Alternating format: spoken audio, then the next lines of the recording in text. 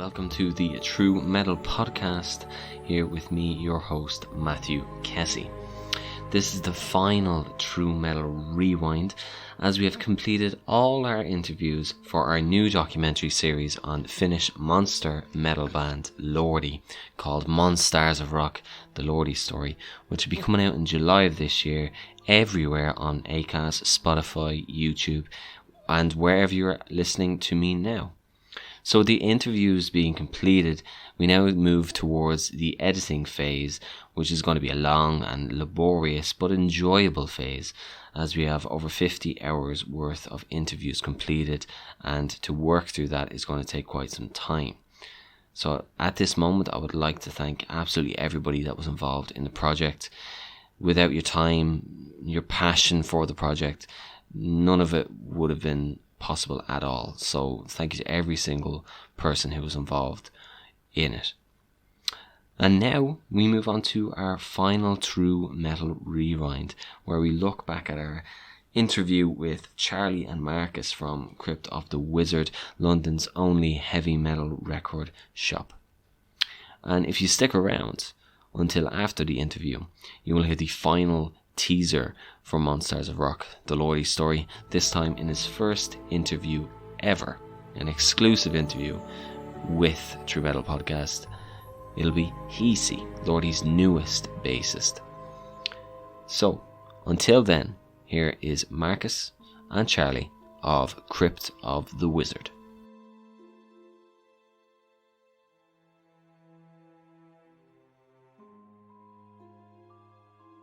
What's the history of the store and when did it open? Yeah, for sure. So yeah, both Charlie and me are here now. So it was a bit of a long thing coming in a way. But Charlie had known each other for quite a time. We met at a little festival in Sweden called Muskel Rock, which is a beautiful little place in Sweden. 3 days heavy metal festival, not that big, and it's just catering for mostly kind of unknown bands or smaller bands, but then they've had over the years a mix of kind of things. And we started talking there with our friends forever, and then we've been open now for almost 3 years in the world. Right. It's 2.5 years to be honest, really. So it's 2.5 years, and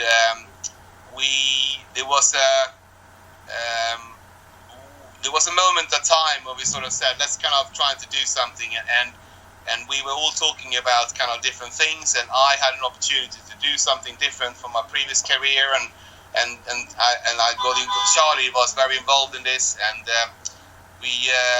it's a bit of a car mayhem outside. I'm losing my concentration. I'm not quite sure what's going on here. So long story short was that we had an opportunity to do something.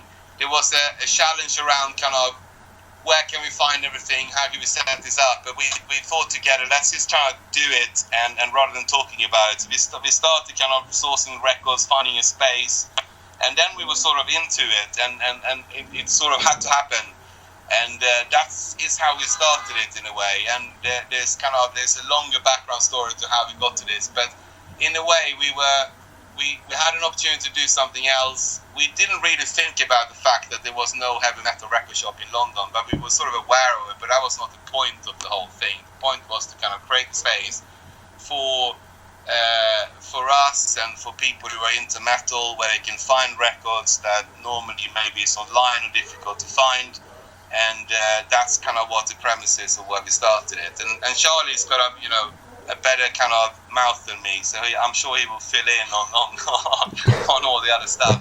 But it was a perfect storm, and something that we've been wanting to do for a long time. And then we got an opportunity, and we said, let's stop talking about it, let's do it, and that's what we did. Okay, and with, I guess, the layout of the store, like from what I can remember, when you walk in, it's like dark, it's black when you walk in, and there's like records and everything on the wall, and you've got lots of different type of I guess clothing that you can buy, patches and that sort of thing. What was the main sort of idea behind the design and layout of the store? I mean, it's not a big shop. London obviously is not the cheapest place to rent shop fronts, so the layout is is somewhat determined by the size.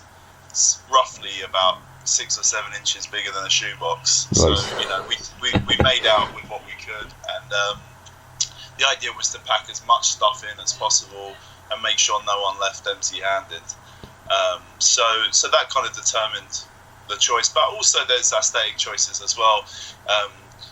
We painted the shop black, which my eyesight is now complaining about all the time. There is 5 shades of black. And we wanted it to be like the record shops we grew up going to. When I grew up in London, and London was quite a metal city to grow up in. There were lots of metal bars, and there were whole streets dedicated to bootleg metal T-shirts, because it was the popular sellable genre of the time. And areas like Camden still have a reputation for being kind of metal focused, even though there's not much evidence of that anymore. Right. And so we wanted to make a shop that looked like the record shop we wanted to go to, and that we'd grown up going to. So yeah, that kind of is what determined the aesthetic of the thing. Okay, and is there any particular reason why the scene, well, not the scene in general, but those sort of stores would have closed down? I mean, ultra capitalization of the city. There's very, very. It's very difficult. There's very small.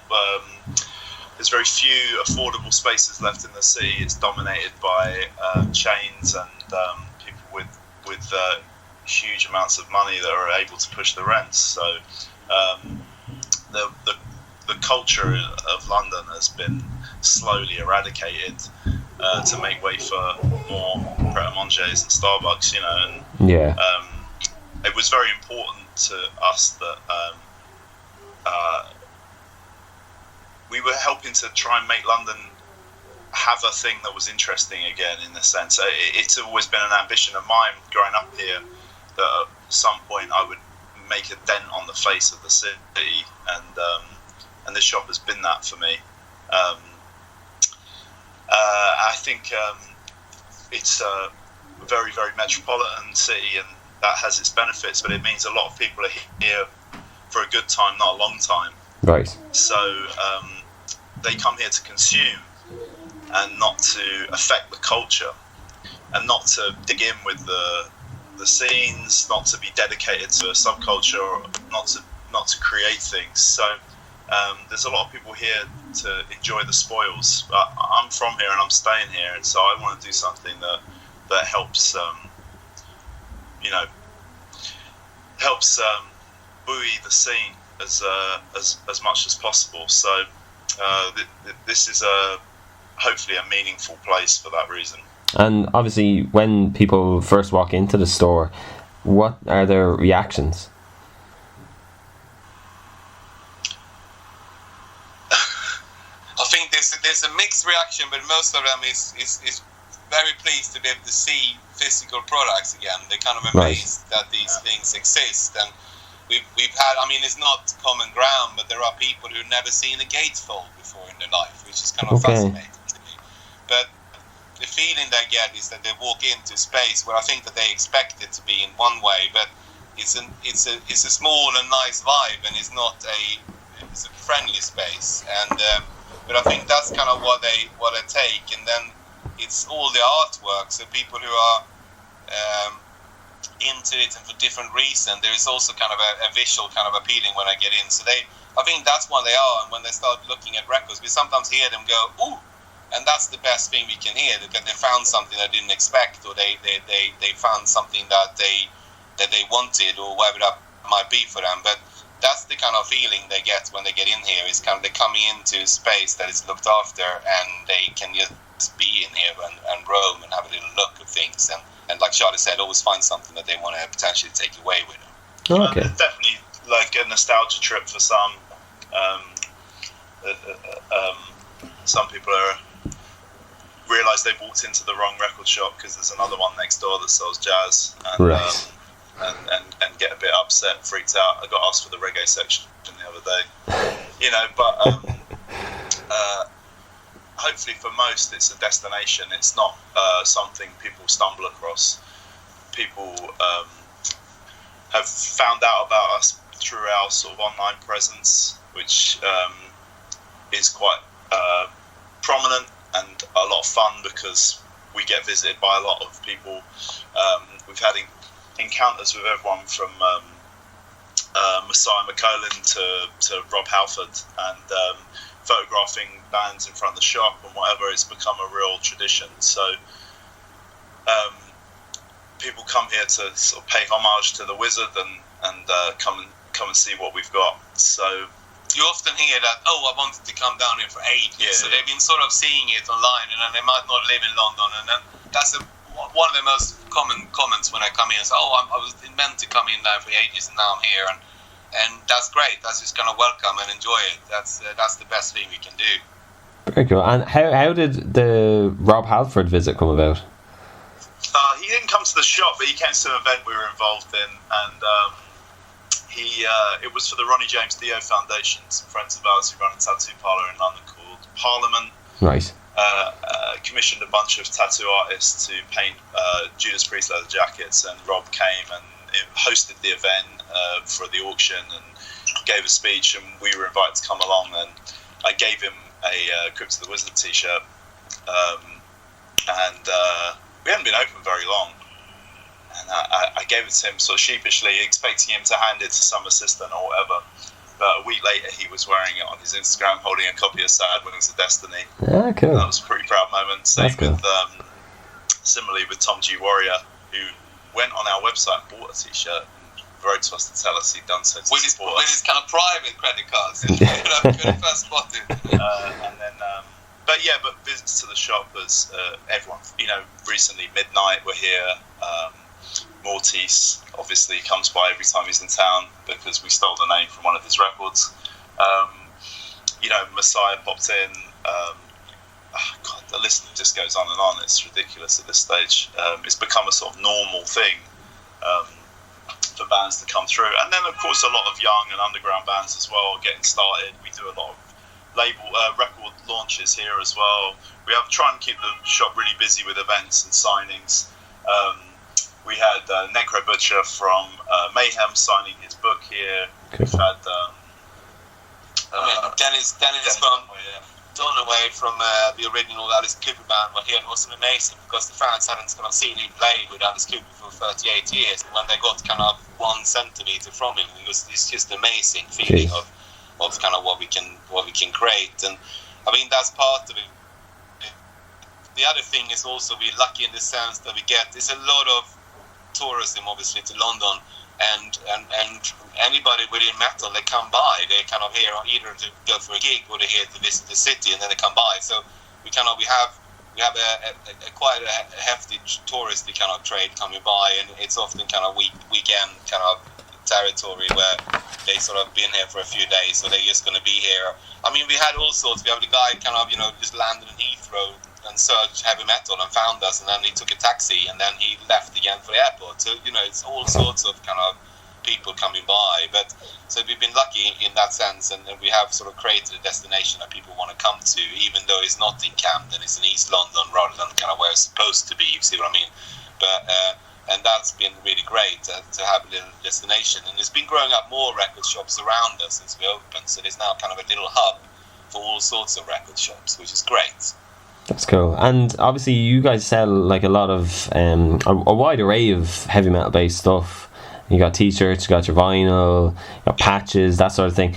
What is the most popular thing that's purchased in the store? We do a busy trade in Crypt of the Wizard t-shirts. Our first t-shirt, well no, that's not true. Our first t-shirt was done by Derek Snodgrass, which we haven't reprinted for ages, which we sold out fast. But Branca Studios did a t-shirt for us early on.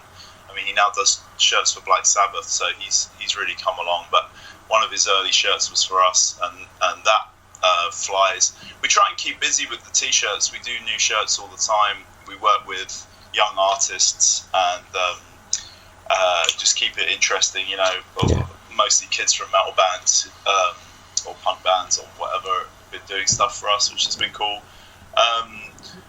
obviously our main focus is selling records, and I'd say the popularity is split 50-50 between Stone Cold classics, everything from sort of Black Sabbath to Bolt Thrower, which we just sell all day long, to the sort of latest underground death metal releases from labels like Misako Noho and Dark Descent, to underground black metal stuff from Van Records, all the way to sort of obscure labels like Go to War X. And so we try and be all things to all people, which is a battle.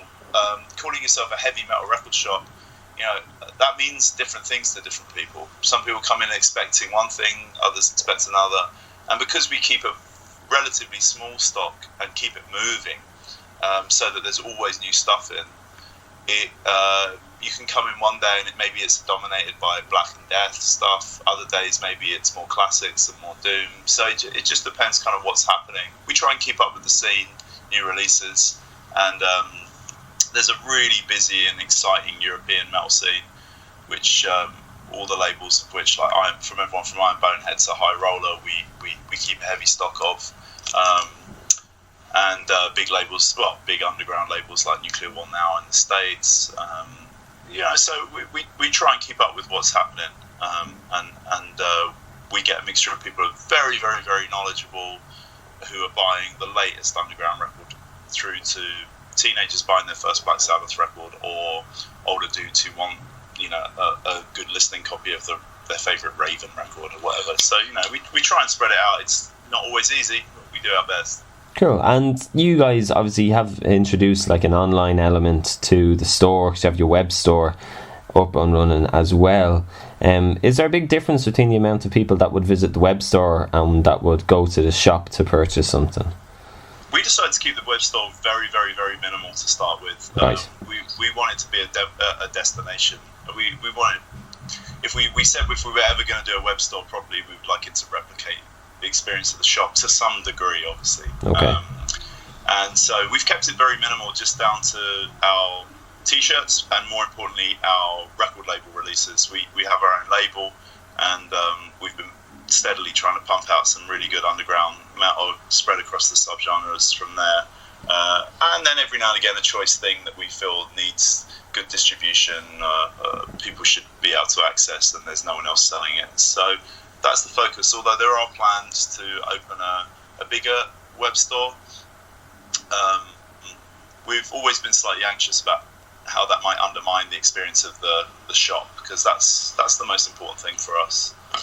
Right. And I guess a good way to sort of round out the interview, I'd like to know how did the two of you get into heavy metal? That's a good question. I mean, I had a funny experience when we opened the shop. Was a kid who I was at school with. I got expelled from that school when I was 12 or 13, and he was one of the last people who knew me at a stage where he'd got into underground black metal with the Kerrang Bhagavad Ernest issue and all that kind of stuff, and he was really knowledgeable. He'd been into it for a while, and he'd been pen paling with Euronymous from Mayhem, buying Death Like Science production tapes and all that sort of stuff, and I was way more into punk, and I was getting into kind of noise music and all this kind of obscurity that I'd been led to through bands like Sonic Youth, and I mean, I'd grown up on Metallica and Guns N' Roses, but I thought I was kind of much cooler than that, getting into all this weird stuff. And he played me Death Crush by Mayhem, and it just blew my mind. I remember thinking it was just the rawest, craziest, punkest, most hectic record I'd ever heard. And then I got chucked out of the school, and I never saw the kid again. But he found me on Facebook and said, "You've opened a heavy metal record shop. I thought you didn't like that music." And so it feels like it's always been present.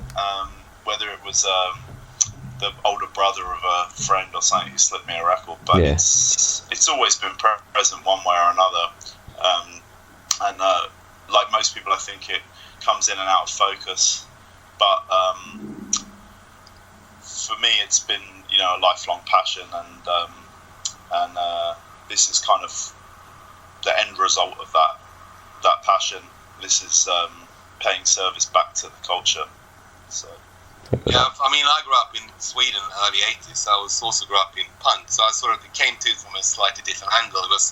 I remember when my friends were into really speedy punk when Maiden came out, and there was this divide, kind of between there, and that's kind of how it was introduced to me when I grew up. But like Charlie, gone in and out of different genres. For me, it sort of started again maybe 10 years ago, something like that, when we sort of started going back to this little festival in Sweden, and the interest came back, and then it sort of grew back from there in a way, and I just rediscovered that it was a scene that was most interesting music I've found and has progressed the most, and something that you can sort of listen to over a longer period of time, I think, and from all the genres. So that's kind of where it was part of my upbringing, but it sort of came back in a way maybe like 10 years ago where we felt that was kind of the genre that I felt I could engage with, and I felt that musically was interesting to listen to, and they had taken it somewhere else, and where everything else around it just sounded the same. I think the metal scene has sort of progressed and done different things with it, which has been sort of interesting. Okay, and Marcus, obviously with you growing up in Sweden, have you noticed many contrasting or differences between the scene in Sweden and London? I mean, the scene in Sweden, the scene in Sweden it feels a little bit slicker in a way, and it comes very natural to the kids kind of growing up there that they both kind of feel the part and they look the part, but it's a bit more kind of accepted maybe as a genre, because it's always kind of been there. It's not really seen maybe as it's seen a bit of an outsider scene, but it's less kind of, I feel almost like it's sometimes, the main bit of Sweden has been less underground because it's been in the open all the time. And I think that here is a little bit more, the scene is a little bit more DIY, not sort of that much, but it feels a little bit more homegrown than it does in Sweden. Sweden has kind of got a tendency that everything is so organized and everything runs on rails, and so it feels kind of maybe, I don't know, less dangerous or more safer ground in Sweden where it is here. But that's kind of an observation just looking at society in general, I think. Okay, very good. And Marcus, what are your top 3 bands? My top 3 bands? Yeah. Right now? Right now. Well, actually, I got really into Dark Throne's last record. I thought it was great, and I didn't expect that to be something that I listened to. I'm sort of, it's from last year, I guess, but it's a German band, Der Weg eine Freiheit, what I kind of thought was an amazing kind of record that I didn't expect it to come out that way. And then, I listened to a lot of what, Charlie would describe as the old stuff as well. So I think actually lately I rediscovered Wasp. Okay. It's my favorite at the moment. I didn't really like it when it came out, but that's sort of, I've rediscovered that, so that's kind of what I'm listening to quite a lot at the moment. Oh, very good, very good. And what about yourself, Charlie? I always find this a bit of a difficult question, because people ask for your top 10, I'm like, what, you mean my top 10 today? Because that music for me has always been currency. I'm excited by what's happening, what's new. I think that's so many of the records I love from last year and this year so far, I've probably only listened to once or twice, because there's so many releases every day of the week. So I'm always excited by the sort of novel currency of music, and that's kind of what gets me out of bed in the morning. Okay. However, having said that, I would have to say the thing I'm most excited about in the world right now is Grave Dust. We just put their mini LP out. We found this band and put them out on our label because the singer Josie walked into the shop a year ago, and we got chatting, talked about a demo, and here we are, a year later, we've just put it out, and they're off on a West Coast US tour right now, and absolutely smashing it. It's a great little old school death metal record, really fun, pacey, and just easy to engage with. The other band I'm super excited about is a band called Parish from London, who put out a demo last year, and it was just really nice, clean sounding, sort of 70s downer rock, hard rock sound, really heavy but light, like folk music with guitar solos. Just perfectly pitched, beautiful aesthetic they've come at it with. So I put them into a recording studio a month ago, and we'll be hearing more from them soon. Cool. The other band that I guess this year, just pick something that's not pitching something from our label. I've been really enjoying the flood of Ride for Revenge reissues.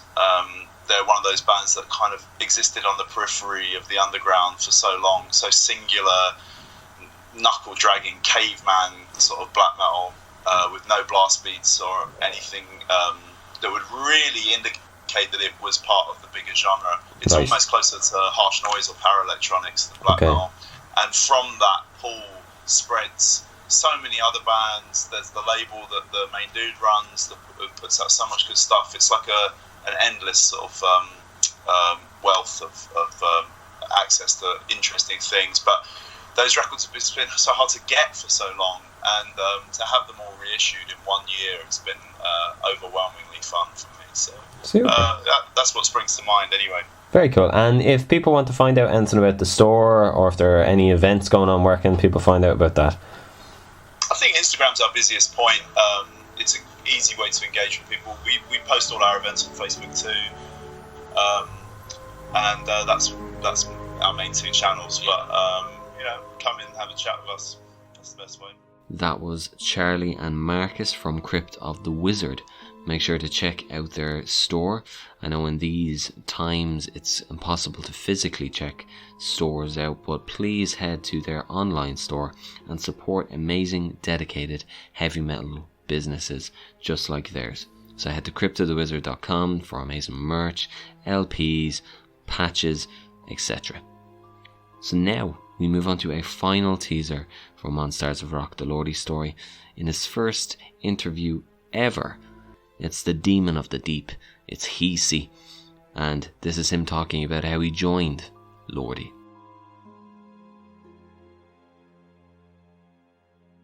Okay, and was he the guy who approached you and said, Oxus after leaving the band, and would you like to try out? No. I don't really know that how they decide to call me, because Mr. LORDI called me, and it was early January 2019. Okay. When I got that call, and I was so amazing. What the fuck is just happening there? And hello, this is Mr. LORDI. How are you? Oh fuck, I'm fine. How are you? And then I think January, Mr. LORDI called me, and then there's a few days, and then I need to go to Helsinki, and there we played 3 songs or something like that, and discussed lots of many hours with Mr. LORDI. And he likes to know the guy first, and then maybe for 4 weeks, February someday, he called me. You are in the band. Right. Okay. I'm guessing because from when I spoke to Mr. LORDI and Mana, they both said that you did the tryout and then you didn't hear for a long time, and you were wondering whether am I in the band, am I not in the band? but that 1 month it's quite a long time to hear nothing. and then I put some message to Mana that what about. Was it good or so bad, or what was it? Yeah. And when you joined LORDI,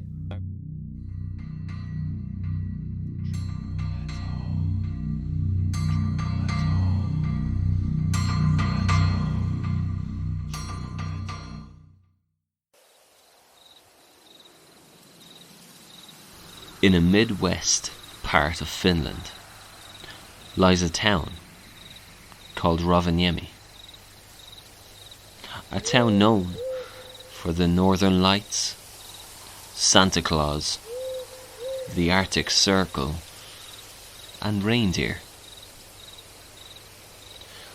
But little would people know that during a night in 1992, an 18-year-old boy was asleep, dreaming. He envisioned a skeleton, a ghastly one, on stage, dressed in leather with a top hat, and he was playing guitar to a deafening crowd. This dream would change the boy's life, the way people looked at Rovaniemi, Finland, and also heavy metal as we know it. Wow!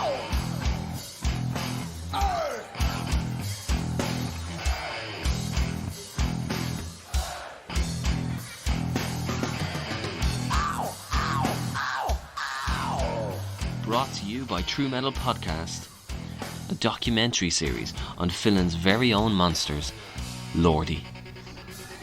Would you love a monster man? Could you understand beauty of the beast? Fire at will!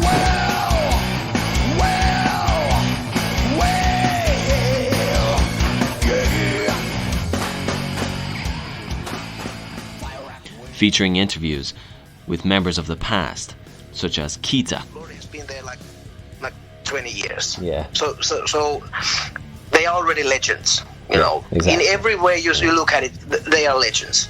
Yeah. And just do what they do. Kalma. Yeah, actually, it was pretty fun. I enjoyed that. That never bothered me at all. Those costumes and makeups and all that. That was part of the plan, and I knew it from the start. And I was so into it back then, and I'm still into it because I still think that LORDI is a great band. And current members like Amen. At some point, we realized, and our future manager realized that, guys, keep it simple, and then Get Heavy came out. And I remember that time Magnum was there, and Mr. LORDI and me, and we were like, this is it. Get Heavy. That's the song. Okay. This is LORDI. This is LORDI. Now it feels good. And of course, the emphatic Mr. LORDI. Whoever claims that they heard the Maple Market any of the songs, they are lying, because there's probably, I would say, there's less than 10 C-cassette copies of existing of that. And I have the master at home, so I know that no one has. With many more guests from the past, present, and those closely involved with the band. MonSTARs of Rock, the LORDI Story, will delve into the history of a band like never before. A documentary that fans want and that the band deserves. Coming July 2020 on all podcast apps. Follow True Metal Pod on Instagram and Twitter to keep up to date with the production.